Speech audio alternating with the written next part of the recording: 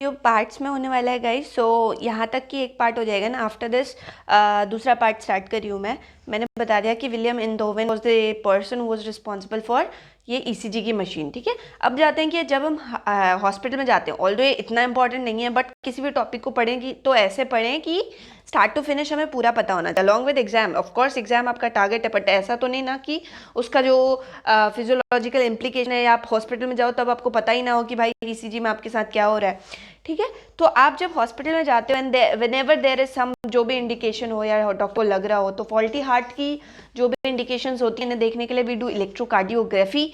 तो आपका जो पेशेंट है वो इस पोजीशन में लाई कराया जाता है आपको। If you are feeling uneasy तो आपके हेड को थोड़ा एलिवेट कर दिया जाता है, right. And there are various electrodes जिनकी मैं बात करूँगी जो कि प्लेस होते हैं आपकी चेस्ट पे, आपके एंकल, ये आर्म्स पे, दोनों आर्म्स पे, और आपकी लेग्स पे, राइट। आपके लेग्स पे, आर्म्स पे, चेस्ट पे, तीनों जगह इलेक्ट्रोड्स होते हैं, और ये चीज़ जगह आपकी ऑक्यूपाइड होती हैं, राइट। तो अगर आपने ये चीज़ें लगा दिया, इलेक्ट्रोड लगा दिया, अब आप चल तो सकते ही हो, राइट। तो इसीलिए आपको लाई डाउन कराया जाता है। अब अगर आप फॉल्टी हो, ये सारी आपको पढ़ने की ज़रूरत नहीं है, ये सारी बस हॉस्पिटल की कुछ हिदायतें हैं जो आपको दी जाती हैं। दे टोल्ड यू कि आपको ये चीज़ें नहीं करनी है, राइट। अब बात है कि ईसीजी विद आर्टिफैक्ट्स, किसी भी ईसीजी में देखिए मैंने आपको जो बताया था दैट वाज कितना क्लीन चल रहा था ना, पी चल रहा था आपकी, सॉरी पी ही इतना गलत बना दिया मैंने। तो आपका जो पी चल रहा था, पी वेव चल रहा था, राइट। उसके बाद आपकी क्यूआरएस चल रही थी, टी चल रही थी, मतलब आपकी वेव्स डिफरेंट तरीके से चल रही थी।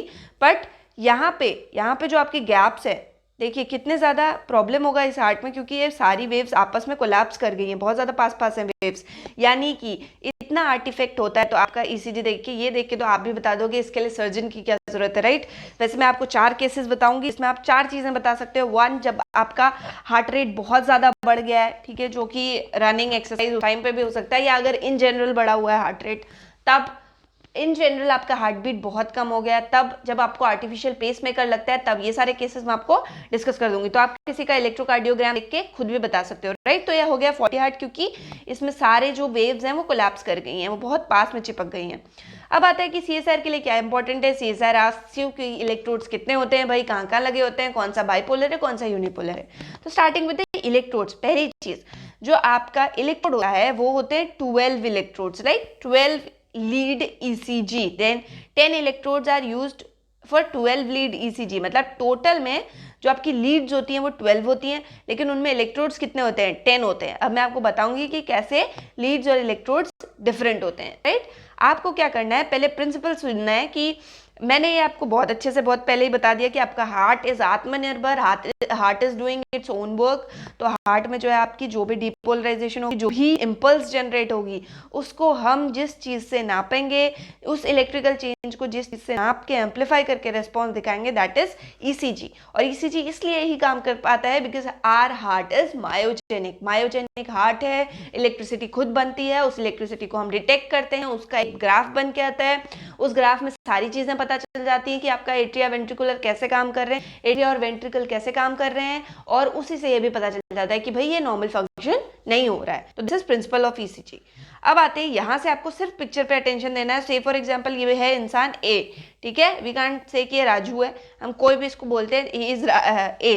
तो अब ये ए है, ए पे ध्यान देना आप। ए देखो, ये पर्सन गया, इसको अपने इलेक्ट्रोकार्डियोग्राम कराना था, एंड इलेक्ट्रोकार्डियोग्राम घर लेके आना था, इलेक्ट्रोकार्डियोग्राफी कराना था। तो इस इंसान को आप लाइंग पोजीशन में इमेजिन करोगे कि he is lying over the bed, और अब जो है ये इलेक्ट्रोड्स हो गए। कितने इलेक्ट्रोड्स है भाई, कुछ 6 इलेक्ट्रोड्स इसकी चेस्ट पे लगे हुए हैं, 1 2 2 इलेक्ट्रोड्स इसकी दोनों आर्म्स में लगे हुए हैं, राइट आर्म लेफ्ट आर्म दो जगह इलेक्ट्रोड्स लगे हुए हैं, यहाँ एंकल्स में इलेक्ट्रोड्स लगे हुए हैं, राइट।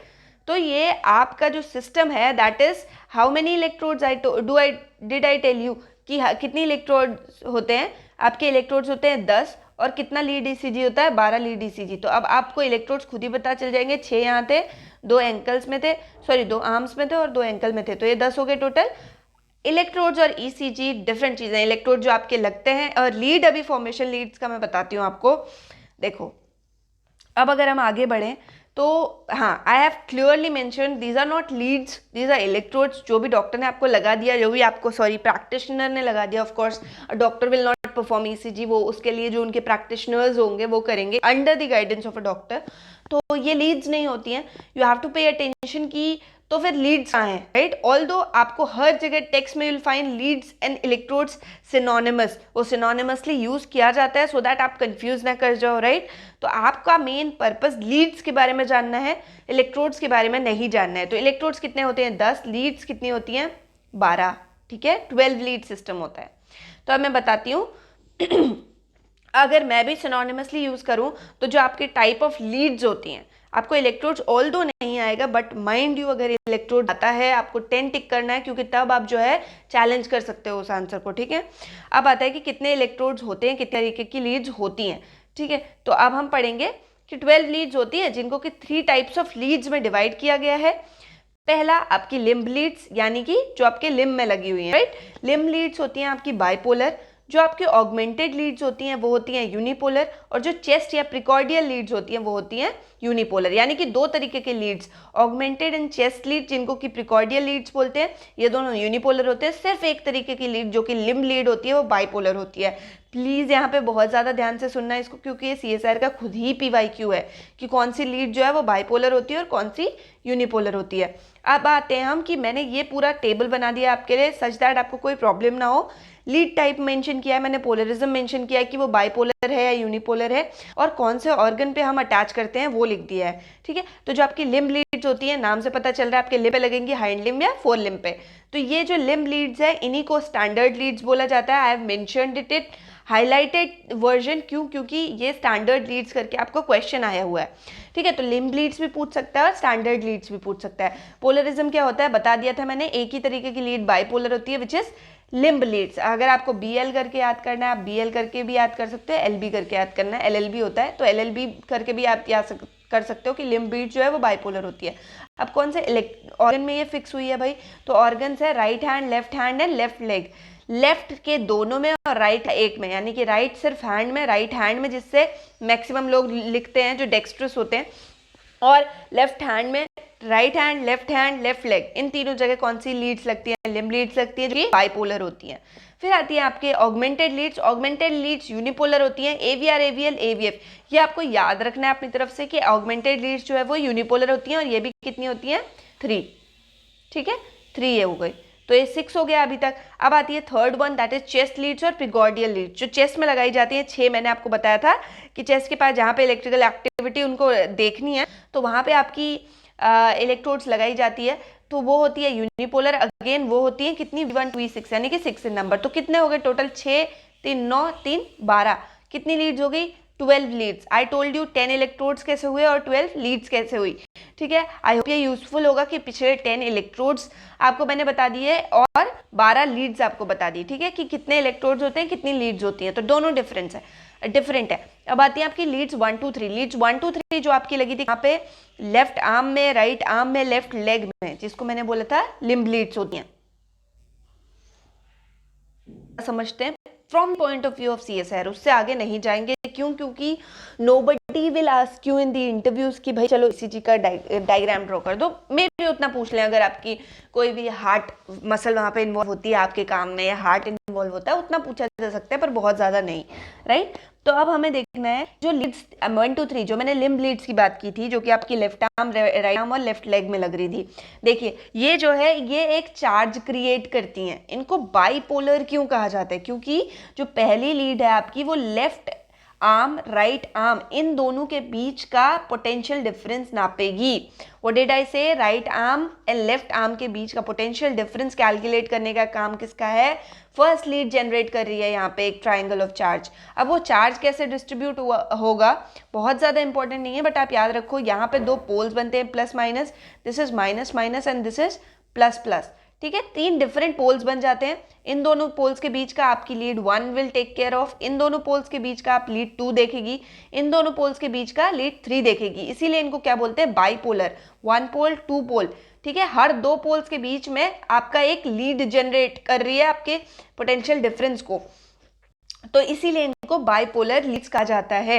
और यही जो ट्राइंगल बनता है इन तीनों से, यानी कि लिम्ब लीड्स आपकी ऐसे दिखने में तो they are placed at such a position कि आपको कुछ नहीं पता चलेगा, बट आपकी राइट आर्म, लेफ्ट आर्म और लेफ्ट लेग मिलके एक ट्राइंगल चार्ज बना रहे हैं जिसको बोलते हैं एंथोविन्स ट्राइंगल। क्यों बोलते हैं Einthoven's triangle? Because Einthoven was the person जिन्होंने इलेक्ट्रोकार्डियोग्राफी इन्वेंट किया था। ठीक है, बहुत ज़्यादा इंपॉर्टेंट है, याद रखना वो वन डे एग्जाम। जो भी CSR के अलावा ऐसे एग्जाम्स होते हैं जिनमें फैक्चुअल क्वेश्चन बहुत ज़्यादा आते हैं, एंथोविन्स ट्राइंगल याद रखिएगा। MSc वाले बच्चों के लिए भी आ सकता है अगर आप MSc जूलॉजी का एंट्रेंस दे रहे हो तो ये होगी आपकी वोल्टेजेस, सॉरी ये होगी आपकी लीड्स। इलेक्ट्रोड्स लगा दिए, ट्राइंगल ऑफ चार्ज बन गया, एंथोविन्स ट्राइंगल बता दिया, बाइपोलर लीड्स बता दिया। अब चलते हैं हम AVR, AVL और AVF की तरफ। ये जो है अगेन, अब मैंने बोला था कि ये वाले ऑगमेंटेड लिम्ब लीड्स होती हैं। कौन सी लीड्स होती हैं? ये यूनिपोलर लीड्स होती हैं। हमसे क्या पूछा जाता है, सॉरी यहाँ पे बीट्स हो गया ये टाइप करने में मुझसे, तो ये यूनिपोलर लीड्स होती हैं। क्यों? क्योंकि जैसे मैंने आपको वहाँ समझाया और बहुत सारे लोगों को समझ भी आ गया होगा कि यहाँ पे एक ही पोल है, राइट, एक ही पोल है और यहाँ पे एक ही पोल है। इन दोनों के बीच का कोई ट्राइंगल जैसा स्ट्रक्चर नहीं बन रहा है, ये यूनिपोलर की तरह बिहेव कर रहे हैं, एक एक पोल से कैलकुलेट कर रहे हैं वोल्टेज को। ठीक है, तो AVR, AVL और AVF तीनों जो है वो ऑगमेंटेड लिम्ब लीड्स होती हैं, यूनिपोलर होती हैं, क्योंकि वो इलेक्ट्रिक पोटेंशियल एक नल पॉइंट लेते हैं, हम एक नल पॉइंट लेते हैं 0 और एक चार्ज्ड पॉइंट लेते हैं, इन दोनों के बीच का इलेक्ट्रिक पोटेंशियल नापती है। वहां पे हम क्या कर रहे थे, 2 पॉइंट्स ले रहे थे, राइट, बाइपोलर लीड्स के केस में। यूनिपोलर लीड्स के केस में एक नल पॉइंट होता है, एक चार्ज पॉइंट होता है, उन दोनों के बीच का हम पोटेंशियल डिफरेंस नापते हैं और उनको क्या बोलते हैं, ऑगमेंटेड लिम्ब लीड्स। तो 3 ऑगमेंटेड लिम्ब लीड्स पढ़ ली और क्या बचा, चेस्ट की जो लीड्स होती हैं, यानी कि प्रिकॉर्डियल लीड्स। 6 लीड्स आपकी चेस्ट में लगाई जाती हैं। अगेन आपको समझ आ गया होगा, सिंगल एरो लगा है। सिंगल एरो मतलब ये वाली लीड्स भी आपकी कैसी हैं, यूनिपोलर लीड्स हैं। कैसी हैं, यूनिपोलर लीड्स हैं। ठीक है, अब ये जो यूनिपोलर लीड्स हैं इनको रखा जाता है, जो आपके इलेक्ट्रोड्स हैं उनको डायरेक्टली आपके चेस्ट में लगा दिया जाता है। ये तो हम ऐसे भी बता सकते हैं कि कोई ऑगमेंटेशन की जरूरत नहीं है, कोई बहुत ज़्यादा तार लगाने की जरूरत नहीं है, सिंपली हार्ट के पास रखा है तो हार्ट की इलेक्ट्रिकल एक्टिविटी को सेंस कर सकती है। इनको क्या बोलते हैं, precordial Leeds. V1 to V6 होती हैं और ये यूनिपोलर इन नेचर होती है। ठीक है, जहाँ जहाँ बीड्स है कृपया उसको लीड्स कर लें। अब आता है कि आपके CSR के पॉइंट ऑफ व्यू से क्या चीज़ें इंपॉर्टेंट है। पहला मैंने आपके लिए ड्रॉ किया है जो ECG इलेक्ट्रोकार्डियोग्राम आप घर लेके जाते हैं। ये होता है P, ये होती है QRS कॉम्प्लेक्स, ये होता है आपका T वेव, ये होता है आपका U वेव, फिर से P वेव आना शुरू हो जाती है। यानी कि अगर स्टैंडर्ड कुछ भी प्रॉब्लम है आपके हार्ट में तो हेल्दी हार्ट के लिए आपका क्या ECG बन के आएगा, this is exemplified by this diagram. ठीक है, ये जो आपके हेल्दी हार्ट का एक ECG है, हेल्दी हार्ट का ECG। अब आता है कि हमको इंपॉर्टेंट पॉइंट्स क्या क्या याद करके रखने हैं कि किस इंटरवल में कितना टाइम लग रहा है, प्लस वहाँ पे क्या फिनोमेना हो रहा है। अब टाइम क्यों बता रही हूँ, क्योंकि टाइम के रिस्पेक्ट में आपको ये पूछा गया है कि कौन से कॉम्प्लेक्स में कितना ज़्यादा टाइम मिलेगा था, किस ऑर्डर में ये टाइमिंग डिस्ट्रीब्यूटेड। ठीक है, तो अगर हम पढ़ें तो आपका जो PQ है वो 0.18 सेकेंड में कंप्लीट हो जाती है। आपको पता है एट्रिया डीपोलाइज हुआ, पहले कंडक्शन AV नोड कंडक्शन शुरू हो जाएगा, यानी कि आपकी मेम्ब्रेन जो है वो -70 MV पे प्रेजेंट थी, पहले डीपोलराइज होगी तो एट्रिया डीपोलराइज होगा। PQ में टाइम लगेगा 0.18 सेकेंड, 1 सेकेंड भी बोल सकते हो, 0.1 सेकेंड भी बोल सकते हो आप, क्लोज टू 0.2 सेकेंड से, लेकिन close 1.1 second will be better. अब आता है QRS क्या होता है, अब एट्रिया डीपोलराइज हो गया भैया तो वेंट्रिकुलर डीपोलराइजेशन भी तो होगा, मतलब वेंट्रिकल तक भी तो जाएगी। कैसे होते हैं एट्रिया वेंट्रिकल, बच्चों सारे बचपन का सब कुछ याद कर लो। यहाँ पे का ये होता है आपका right atrium, left atrium, right ventricle, left ventricle. यहाँ पे आपका ऐसे नोड होता है, राइट एट्रियम के राइट साइड में, राइट अपर मोस्ट रीजन, वहाँ पे होता है आपका ऐसे नोड। तो जब ये पहले ये डीपोलराइज हो गया, फिर इसके डीपोलराइज होते ही, अगर मैं डीपोलराइजेशन इससे बताऊं, ये डीपोलराइज हो गया, अब ये डीपोलराइज हुआ, अब इसे रीपोलराइज होना है, अब वेंट्रिकल हो जाएगा आपका, वेंट्रिकल जो है वो डीपोलराइज हो जाएगा। ठीक है, तो वेंट्रिकल का डीपोलराइजेशन आएगा QRS कॉम्प्लेक्स से। वापस से आर्ट्रिया जो है, जब वेंट्रिकल डीपोलराइज हो रहा था तो एट्रिया को रीपोलराइज भी तो होना है, तो एट्रिया रीपोलराइज हो जाएगा, तो एट्रिया का जो पोलराइजेशन था वो खत्म हो जाएगा। देखो मैंने ग्रीन कलर मिटा दिया, ये रब करने से आपको पता चल गया कि यहाँ पे ये वापस से रीपोलराइज हो गया, और ये दिखाता है किससे, QRS कॉम्प्लेक्स से। फिर आता है आपका QT, यानी कि आपको अगर कॉम्प्लेक्सेस को भी साथ में पढ़ो तो आपके कैसे बनते हैं, PQ बनता है, ठीक है, QRS बनता है, QRS तो हर कोई हमें पढ़ा देता है, फिर QT बनता है, QT बनता है, और एस से लेके टी तक बनता है। ये चारों डिफरेंट कॉम्प्लेक्सेस बनते हैं और कॉम्प्लेक्स बेस्ड अपॉन टाइम आपके अलग अलग डिस्ट्रीब्यूटेड होते हैं। तो अब QRS 0.08 सेकेंड में खत्म हो जाता है, फिनोमेना वेंट्रिकल डिपोलराइजेशन होता है और एट्रिया का भी रिपोलराइजेशन, यानी कि एट्रिया वापस से रिपोलराइज हो जाएगा। यहाँ पे मैंने स्टार मार्क किया ये बताने के लिए कि जो एट्रिया आपका डिपोलराइज हुआ था अब वो रिपोलराइज भी होगा। अब आता है आपका QT मैंने ऊपर बता दिया कैसा दिखेगा। तो यहाँ ये 0.40 सेकेंड का काम होता है ventricular depolarization plus ventricular repolarization, यानी कि वेंट्रिकुलर डिपोलराइजेशन पूरा वेंट्रिकल डिपोलराइज हो जाएगा और उसका रिपोलराइजेशन शुरू हो जाएगा। किस में, कौन से पूरे सेगमेंट में, इस पूरे सेगमेंट में, ठीक है। ये जो सेगमेंट है, 1 सेकेंड, आई एम सॉरी, ये पूरा सेगमेंट में है आपका जो वेंट्रिकल है उसका डिपोलराइजेशन भी होगा और वेंट्रिकल का रिपोलराइजेशन भी हो जाएगा। फिर आती है आपकी last but not the least ST wave. आप पूरे इसमें ना वेंट्रिकल को कंसिडर कर लो कि QRST ये पूरा आपका वेंट्रिकल के फिनोमेना दिखा रहा है अलॉन्ग विथ एट्रिया का रिपोलराइजेशन। यहाँ पे सिर्फ एट्रिया का एक ही फिनोमेना होगा जो कि एट्रिया का रिपोलराइजेशन होगा, बाकी सब वेंट्रिकल का होगा। तो ST वेव 0.32 सेकेंड्स में होती है जो कि वेंट्रिकल का रिपोलराइजेशन दिखाती है। अब टाइम वाइज देखो भाई, QT में कितना लग रहा था, QT में 0.4 सेकेंड लग रहा था, ST में कितना लग रहा था 0.32 लग रहा था, PQ में कितना लग रहा था 0.18 लग रहा था, 0.08 लग रहा था QRS में। सबसे बड़ा QRS कॉम्प्लेक्स नाम से लगता है पर सबसे कम टाइम लगता है QRS कॉम्प्लेक्स में। तो अब हमें पता चल गया कि टाइम वाइज QT सबसे बड़ा, सबसे ज़्यादा टाइम ले रहा है, फिर ST ले रहा है और फिर ST, फिर PQ, फिर QRS। मूविंग ऑन, अब केस बताती हूँ। केस जो है पहला, आपका हार्ट बहुत तेज बीट कर रहा है किसी प्रॉब्लम की वजह से, नॉट बिकॉज ऑफ रनिंग की वजह तो करता ही है। तो heart normal 75 beats per minute देता है। अगर मान लो इस टाइम पीरियड में आपकी जो बीट्स है वो 120 to 130 और अबव हो जाए, बहुत तेज बीट कर रहा होगा, तो आपको फिजियोलॉजिकली भी पता चलने लगेगा बॉडी में, ठीक है। तो उस केस में क्या होता है, आपका ये पोर्शन देखो, जब भी आपका P वेव चलती है तो एक पूरा इतने का गैप आता है, इतने का गैप आता है। क्यों? क्योंकि कंडक्शन में एक लैग लगता है। कंडक्शन अगर बेटा आर्ट्रियम से शुरू हुआ है, एट्रियम से शुरू हुआ है, तो वेंट्रिकल जाने में उसको टाइम लगेगा और यही टाइम का जो गैप है, ये टाइम का जो गैप है ये दिखाती है स्ट्रेट लाइन, ठीक है। तो अब कंडक्शन इतना तेज हो रहा है, हार्ट इतनी तेज कंडक्ट कर रहा है इंपल्सेस को कि ये वेव गायब हो गई। तो जब भी आपके P और Q के बीच में कोई स्ट्रेट लाइन नहीं आएगी, यानी कि your heart is beating at a very higher rate, that is because of some underlying physiological pathological condition की वजह से वो हो रहा है, ठीक है। अब आता है heart beating at a low rate. अब आप ये तो आप बहुत अच्छे से समझ जाने चाहिए कि अगर हार्ट बहुत तेज चल रहा था और यहाँ पे की स्ट्रेट लाइन एब्सेंट थी, तो जब हार्ट जो है बहुत धीरे चल रहा है तो यहाँ पे की स्ट्रेट लाइन का टाइम पीरियड और बढ़ जाएगा, यानी कि P से Q वेव तक के कंडक्शन में टाइम लग रहा है, इसीलिए आपका हार्ट बहुत धीरे चल रहा है। तो ये तो आप भी इलेक्ट्रोकार्डियोग्राम देख के बता दोगे। अब आते हैं हम थर्ड केस में, जो कि कार्डियक अरेस्ट या हार्ट अटैक की पॉसिबिलिटी हो सकती है।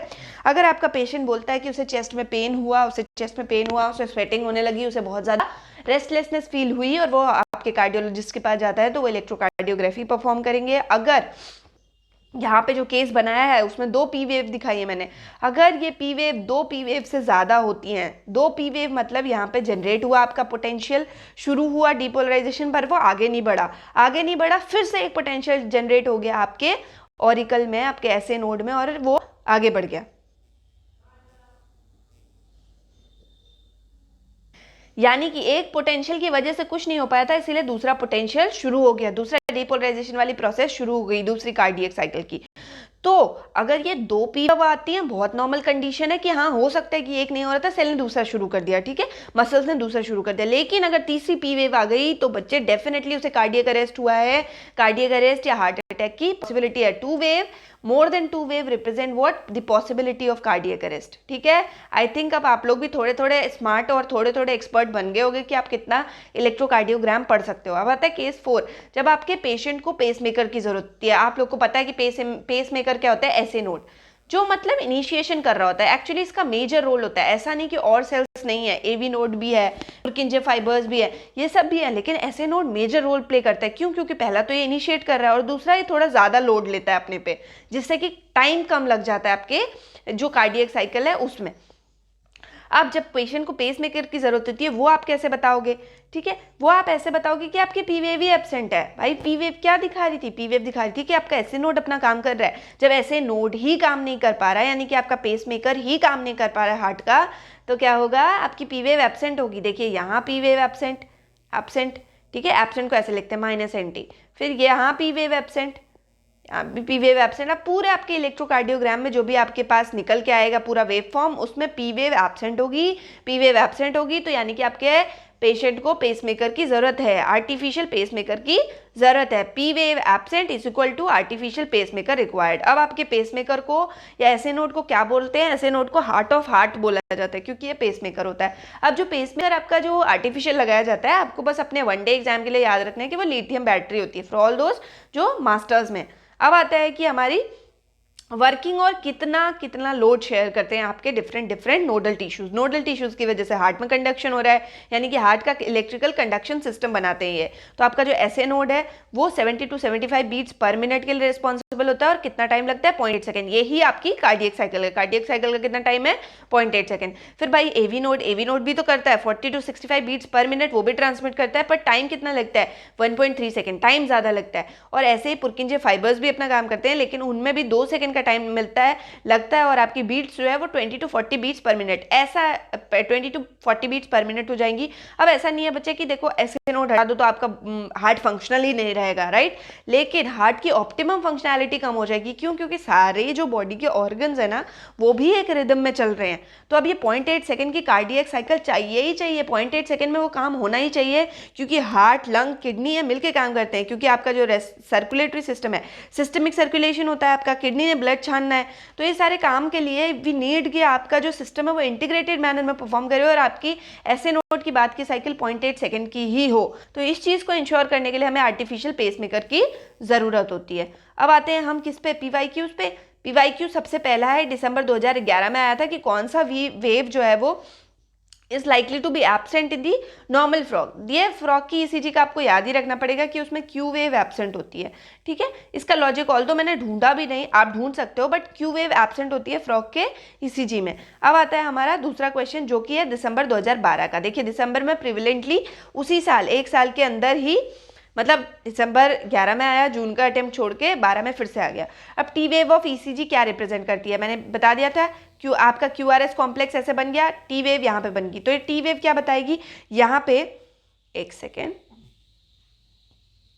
यहाँ पे आपका एट्रिया डिपोलराइज हुआ था, वेंट्रिकल डिपोलराइजेशन होना शुरू हो गया था, और दूसरे में वेंट्रिकल आपका यहाँ पे क्या हुआ था? अगर मैं टी वेव आपको भी दिखा दूँ, पूरे डायग्राम से दिखा देती हूँ। तो आपका जो डायग्राम है, 1 सेकेंड भाई, हाँ, तो आपकी जो टी वेव है सीधे क्या दिखा रही है कि भाई अब सारा काम हो गया है, वेंट्रिकल को रिपोलराइज भी तो होना है। तो वेंट्रिकुलर रिपोलराइजेशन क्या दिखाता है? टी वेव दिखाता है, ठीक है। तो ऑप्शन कौन सा हो गया? सी ऑप्शन सही हो गया। सी ऑप्शन में क्या था? Ventricular repolarization. अब आता है जून 15 का क्वेश्चन। जून 15 का देखिए, आपको वेव्स याद रखनी है, वेव्स क्यों आ रही हैं, वो वेव्स का क्या फंक्शन है, वेव्स की वहां पे क्या फिनोमेना हो रहा है। तो अब आता है S wave of normal human ECG originates due to. S wave क्यों आती है? पी क्यूआरएस कॉम्प्लेक्स पूरा एक साथ ही चलता है ना। तो मैंने क्यूआरएस में क्या बोला था कि वो सारी चीजें वेंट्रिकल से रिलेटेड है। तो अब वेंट्रिकल से रिलेटेड क्या चीज है? Septal and left ventricle depolarization या late depolarization of ventricular walls moving back towards AV junction. अब हो सकता है कि आपका वेंट्रिकुलर डिपोलराइजेशन हो रहा है, उसका सेप्टम जो है वो डिपोलराइज होगा, लेकिन वो तो वेंट्रिकल में ही प्रेजेंट है। मतलब जब वेंट्रिकल डिपोलराइज होगा तो पूरा सेप्टा वाली पोजीशन ये सब डिपोलराइज हो जाएगा। लेकिन अब जो पूरा कंडक्शन है वो एवी जंक्शन की तरफ अगर मूव कर रहा है, तो यानी कि वो, ये आपकी पी वेव हो गई, ये आपकी क्यूआरएस हो गई, ठीक है। उसके बाद यहाँ पे आपके दूसरी वेव्स आएंगी। हमें क्या बताना है कि क्यू आर एस ये नीचे क्यों गया भाई? ये नेगेटिव में क्यों गया? ये नेगेटिव में इसलिए गया क्योंकि ये यहाँ पे डिपोलराइजेशन शुरू हो गया और वो वापस से एवी जंक्शन की तरफ जा रहा है, ठीक है। तो ये हो गया आपका B, that is late depolarization of the ventricular walls moving back towards the AV junction. अब आते हैं भाई नेक्स्ट, विच इज जून 16। जून 16 का ये क्वेश्चन आपके ईसीजी से नहीं है, but still I took it here क्योंकि आई थिंक आपके लिए बहुत ईजी होगा करना। एक्शन पोटेंशियल बताए हैं हमें, डिफरेंट हार्ट से लिए गए हैं, आपके मेमेलियन हार्ट से, और बताया है कि कौन सा साइनो एट्रियल नोड से लिया गया है। तो आप सबको पता है कि जो ऐसे नोड है वो पेसमेकर है। अगर वो पेसमेकर है तो वो आपकी नॉर्मल जो आपकी मेम्ब्रेन में डिपोलराइजेशन होता है वही तो फॉलो करेगा। तो नॉर्मली किसका आप देखो -70 MV पे स्टार्ट हो रहा है, तो इनमें से किसी का भी -70 MV पे स्टार्ट नहीं हो रहा, सिर्फ इसको छोड़ के। तो बी वाला प्रोबेबल लगता है क्योंकि इसका -70 MV पे स्टार्ट हो रहा है, ठीक है। उसके बाद वो जाता है +20 तक, मतलब सोडियम आयन डिपोलराइजेशन हो गया, सोडियम आयन एंट्री हो गई, तो +20 तक जाता है और फिर सडन पोलराइज्ड स्टेट में वापस आने की कोशिश कर देता है। तो इसकी वजह से इसका ग्राफ कौन सा होगा, बी नंबर होगा। आप इसको एक बार सोचोगे तो आप खुद कर लोगे, ठीक है। सब हर किसी का अपना एक्सप्लेनेशन हो सकता है, पर एसएनओ में जो फंक्शंस होते हैं वो नॉर्मल मेम्ब्रेन की तरह होंगे। अब आता है कि दिसंबर 16 का क्वेश्चन है, different leads are used to record ECG of humans, which one of the following is not unipolar leads. One which is not a unipolar lead is what, bipolar leads. अगर कोई बोल रहा है कि तुम्हारा नाम मनीषा नहीं है तो मतलब मेरा नाम कुछ और है, तो अगर नॉट यूनिपोलर पूछ रहा है तो दूसरी तरीके का क्या है, बाइपोलर है, तो हमें बाइपोलर लीड बतानी है। तो अच्छा, ऑगमेंटेड लिम्ब लीड्स होती हैं, नहीं नहीं ऑगमेंटेड लिम्ब लीड्स नहीं होती हैं, वो तो यूनिपोलर होती हैं। V1 V2 होती हैं, नहीं V1 V2 भी नहीं होती। क्यों भाई, क्योंकि वो तो चेस्ट लीड्स हैं, और चेस्ट लीड्स भी मैंने बताई थी कि वो यूनिपोलर होती हैं, सिंगल पोल दिखाती हैं। अच्छा, स्टैंडर्ड लिम्ब लीड्स हैं, हाँ स्टैंडर्ड लिम्ब लीड्स है, क्योंकि हमने लिम्ब लीड्स में standard limb leads word mention किया था। ये जो है बाइपोलर होती हैं। VR और VL भी नहीं, क्योंकि तो ऑगमेंटेड लिम्ब लीड्स हैं। तो इसका आंसर क्या हो जाएगा, सी स्टैंडर्ड लिम्ब लीड्स। अब आता है आपका जून 18 का क्वेश्चन। जून 18 जब मैंने एग्जाम क्वालिफाई किया, तो आपका जो नॉर्मल ECG है, नॉर्मल ECG का पूरा स्ट्रक्चर बता रखा है, और इसमें कैच ये है कि इसमें आपको इनकरेक्ट स्टेटमेंट बताना है। आई नो आप सब लोग बता दोगे, एक बार आप देख के खुद बताना वीडियो पॉज करके, और फिर ही मेरा एक्सप्लेनेशन सुनना, ठीक है।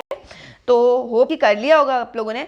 अब आपका जो P वेव है, P वेव डिपोलराइजेशन की वजह से होता है, हाँ होता है भाई। तो A स्टेटमेंट तो सही हो गया, अगर A सही हो गया तो मतलब A आंसर नहीं हो सकता।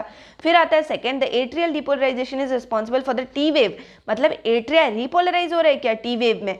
अच्छा भाई, टी वेव एट्रिया के रिपोलराइजेशन के लिए नहीं होती, टी वेव किसके रिपोलराइजेशन के लिए होती है, पहले तो वेंट्रिकल रिपोलराइज करेगा, उससे पहले यहीं पे एट्रिया रिपोलराइज कर जाएगा। क्यों, क्योंकि पी में ही डिपोलराइजेशन हो गया था। अगर पी में डिपोलराइजेशन हो गया तो क्यूआरएस के बीच में एट्रिया को रिपोलराइज करना पड़ेगा, राइट। ऐसा तो नहीं हो सकता कि वो हमेशा डिपोलराइज रहे, उसको वेव्स ट्रांसमिट कर दी तो क्यूआरएस में आपका एट्रिया रिपोलराइजेशन हो जाएगा। यानी कि सेकेंड ऑप्शन आपका गलत है। तो आपका आंसर बी या सी में से कोई हो सकता है, तो आपका सी भी नहीं हो सकता, सॉरी बी या डी में से हो सकता है, सी भी नहीं हो सकता। अब बचे बी और डी। अब थर्ड देखना है, थर्ड बोल रहा है QRS complex occurs during ventricular depolarization. हाँ भाई, क्यूआरएस जो है वो वेंट्रिकुलर डिपोलराइजेशन में होता है, यानी कि थर्ड तो आपका सही है, और आपको इनकरेक्ट बताना है, तो आपको आंसर 2 and 4 हो गया, ठीक है। तो अब आपको पता चल गया कि भाई क्या देखना था मुझे, कैसे ऑप्शन को एलिमिनेट करना है। अब आता है जून 19 का क्वेश्चन, ये मैं आपके लिए छोड़ रही हूँ। आई होप जितना मैंने पढ़ाया है उसके हिसाब से आप कर लोगे, क्योंकि इसमें एक ही आंसर देख के, एक ही ऑप्शन देख के आंसर हो जाता है। तो आई वांट कि आप कमेंट में आंसर रिप्लाई करो। क्यों, क्योंकि आपको बताना है कि आप पढ़ रहे हो या नहीं पढ़ रहे हो। ऑफ कोर्स आप पढ़ रहे होगे, बट इस चीज़ को आपने मेरे थ्रू पढ़ा है या नहीं पढ़ा है, ये बताने के लिए आपको कमेंट करना पड़ेगा। अब आता है एक, मैंने बस डाल दिया है ताकि अगर आता है तो आप कर लो, Wolff Parkinson White syndrome. Parkinson सबको पता है। वॉल्फ पार्किंसन वाइट सिंड्रोम में क्या होता है, देखो आपका जो ईसीजी है ना बहुत ही डिस्टॉर्टेड दिख रहा है। इधर तो मेरे ख्याल से सारे बच्चे बता देंगे, जो डेल्टा वेव ब्लू बार के ऊपर है, जो पीआर इंटरवल है आपका, पी वेव QRS वेव, ठीक है, 0.08 सेकेंड का, और जो QRS कॉम्प्लेक्स है वो बढ़ गया है 0.12 सेकेंड्स का। QRS कॉम्प्लेक्स आपका बहुत ज़्यादा बढ़ गया, पी वेव तो आपकी इतनी डिमिनिश हो गई है कि पता ही नहीं चल रही है। तो इसमें दो चीज़ें याद रखनी है, पी वेव एकदम डिमिनिश हो गई है, और दूसरा QRS कॉम्प्लेक्स का टाइम बढ़ गया है। अब आपको बंडल ऑफ केंट याद रखना है कि बंडल ऑफ केंट की वजह से अर्ली एक्टिवेशन होता है वेंट्रिकल्स का, right. Early activation of ventricle की वजह से आपके पीआर इंटरवल बहुत छोटी हो जाती है। तो कौन सा बंडल बताया था आपको, बंडल ऑफ हिस पता है, बंडल ऑफ केंट याद रखना है। वॉल्फ पार्किंसन वाइट सिंड्रोम क्या होता है ये याद रखना है, और उसमें क्या क्या पैथोलॉजी हो जाती है वो याद रखनी है। अब लेट्स रिवाइज बाबा की क्या क्या पढ़ा, डेफिनेशन पढ़ा कि ईसीजी क्यों हो, ईसीजी क्या होता है, ठीक है। इलेक्ट्रोकार्डियोग्राफी जो है वो टेक्निक है, इलेक्ट्रोकार्डियोग्राम वो ग्राफ है जो हम घर लेके जाते हैं। सेकेंड वॉज समथिंग इंटरेस्टिंग, यहाँ पे पढ़ा कि जब भी आप शादी बारात में जाते हो, कहीं पार्टी में जाते हो, तो आपको सोडियम, या फिर से फॉर एग्जाम्पल घर में मम्मी ने खाना बना दिया तो उस खाने में हमें नमक कैसे पता चल जाता है, पहले ही हम नमक के लिए इतने ज़्यादा सेंसिटिव क्यों होते हैं। Third one is why do we do ECG for heart not for lungs, क्योंकि ईसीजी हार्ट में आपके मायोजेनिक हार्ट है, आपके हार्ट में कुछ मसल फाइबर्स ऐसे प्रेजेंट है, मसल टिश्यूज, नोडल टिश्यूज ऐसे प्रेजेंट है जो कि आपकी कंडक्शन कराते हैं। Flow of current in heart मैंने आपको कंडक्शन सिस्टम बता दिया, electrical conduction system along with the electrocardiogram मैंने राइट पे लगाया था, लेफ्ट में आपका हार्ट था, हार्ट में मैंने जो हाँ जहाँ पे जो प्रोसेस हो रहा था उससे कौन सा ग्राफ निकल के आ रहा है वो बता दिया।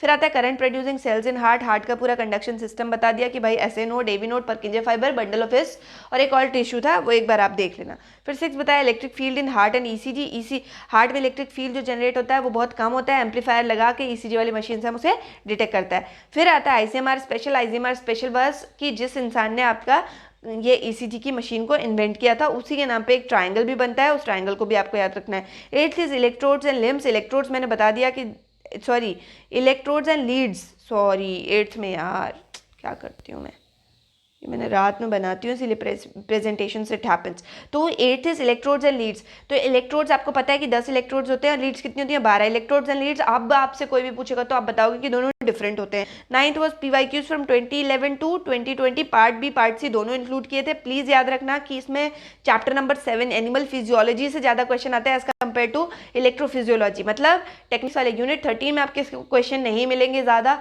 आपको इसके क्वेश्चन ज्यादातर यूनिट 7 में मिलेंगे। ठीक है, तो आई होप मेरा सारी चीजें समझ आई होंगी। अब नेक्स्ट टॉपिक है brain activity recording, that is electroencephalography, तो ईईजी पढ़ेंगे हम नेक्स्ट वीडियो में। I hope this is helpful. अगर आपको लग रहा है कि मेरे एफर्ट्स आपके लिए काम आ रहे हैं तो लाइक करिए, सब्सक्राइब करिए, शेयर करिए जितने भी लोगों को इंपॉर्टेंट है, क्योंकि ईसीजी वाले टॉपिक की, ईसीजी वाले लेक्चर की I can take full guarantee, अगर कोई इंसान मेरी एनर्जी से रेजोनेट करके इसको समझ पाया है that person will be able to do all the questions, कुछ भी नहीं छूटने वाला, क्योंकि मैंने सारी चीजें सीएसआर के पॉइंट ऑफ व्यू से कंप्लीट करा दिया है। इंटरव्यू के पर्सपेक्टिव से आपसे बहुत ज्यादा कुछ इससे पूछा नहीं जाएगा, वही पूछा जाएगा जो आपका इलेक्ट्रोकार्डियोग्राम बनता है। आईसीएमआर स्पेशल आपके लिए थ्योरेटिकल कुछ इन्फॉर्मेशन थी जो कि मैंने पीपीटी के बीच में डाल दी थी। Okay, have a happy learning. Please you people do not gate negatively influenced by जो भी सराउंडिंग है, जैसा भी है, कुछ भी नेगेटिव इन्फ्लुएंस नहीं लाना है और अच्छे से पढ़िए। All the best and I know आप कर लोगे, ठीक है। एंड प्लीज सब्सक्राइब अगर आपको लग रहा है कि ये चैनल आपके लिए हेल्पफुल है तो। Okay, so thank you everybody.